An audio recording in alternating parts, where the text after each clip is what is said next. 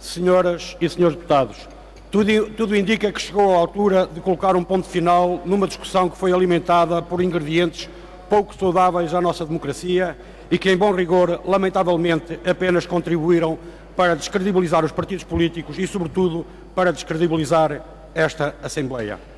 Vamos aos factos, ou melhor, vamos aos ingredientes.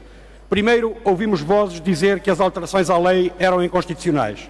Sucede que até hoje ninguém foi capaz de identificar a norma da nossa Constituição que está em causa com estas alterações. Sobre esta matéria, silêncio absoluto. Mas nós percebemos porquê. Nós percebemos esse silêncio. Ninguém identificou a norma constitucional apenas e tão só porque não há qualquer confronto com a nossa Constituição. Ainda assim, a questão da inconstitucionalidade dessas alterações alimentou a discussão durante semanas. Ora, este exemplo mostra de forma muito clara o caminho distorcido que a discussão conheceu. Por isso, falamos de ingredientes pouco saudáveis à nossa democracia. Depois, veio a conversa do grupo de trabalho, como se não fosse habitual no processo legislativo a existência de grupos de trabalho. Sim, houve um grupo de trabalho, como sempre houve, como há e como continuará a haver nos variadíssimos processos legislativos. Nos mesmos termos, com as mesmíssimas regras de funcionamento e com o mesmo objetivo. De seguida, veio a conversa do secretismo, quando afinal todos os grupos parlamentares participaram nesse grupo de trabalho. O deputado do PAN não participou, seguramente por opção, porque poderia ter solicitado a sua participação no grupo de trabalho e não o fez. Mas mais, o agendamento desta lei foi feito por consenso na Conferência de Líderes, sem oposição de qualquer força política, incluindo das forças que votaram contra essas alterações, e o mesmo se diga quanto aos tempos distribuídos para a sua discussão. De facto, a grelha estabelecida para a discussão destas alterações foi também consensual na Conferência de Líderes, que inclusivamente foi sensível à solicitação do PAN, que requereu tempo para essa discussão, mas que afinal acabou por não utilizar. E, portanto, sobre os ingredientes que a discussão conheceu em termos processuais, estamos devidamente esclarecidos. Quanto ao conteúdo das alterações, importa antes de mais ter presente que a lei atualmente em vigor apresenta problemas do ponto de vista da sua conformidade com a nossa Constituição.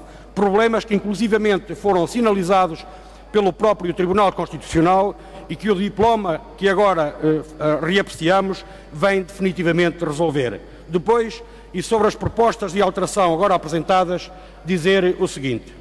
Os Verdes sempre defenderam um sistema de financiamento dos partidos semipúblico e, portanto, não nos parece fazer qualquer sentido que se imponham limites à própria atividade dos partidos com o objetivo de angariar fundos. Ou seja, desde que essa angariação de fundos obedeça aos critérios da transparência e da fiscalização, não vemos qualquer motivo para limitar a própria atividade dos partidos políticos e, por isso, consideramos desprovido de qualquer sentido limitar ou estabelecer fundos ou tetos para a angariação de fundos por parte dos partidos políticos.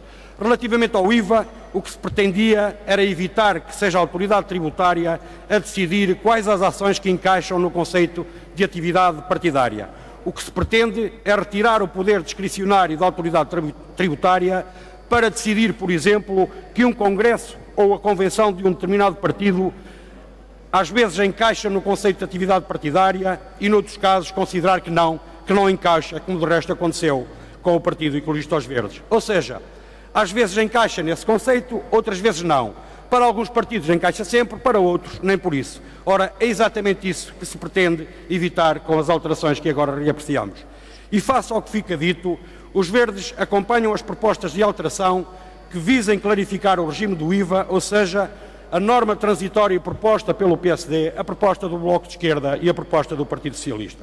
Mas não acompanhamos as alterações propostas pelo CDS e pelo PAN, que aliás são exatamente iguais, sem tirar nem pôr, sendo que ficamos sem compreender as razões que levam os proponentes a querer limitar a ação, as atividades e as próprias dinâmicas dos partidos políticos com vista à angariação de fundos. Por nós, preferimos dar espaço aos partidos para angariar os seus fundos, porque não esperamos nem aceitamos que venha um qualquer santo, vindo não se sabe de onde, para contribuir para as finanças dos partidos. Seja o Sr. Jacinto, seja o Sr. Leite ou seja o Sr. Capelo, se vier, só será aceito se estiver dentro da lei e devidamente identificado com toda a transparência como se exige no Estado de Direito Democrático. Muito obrigado.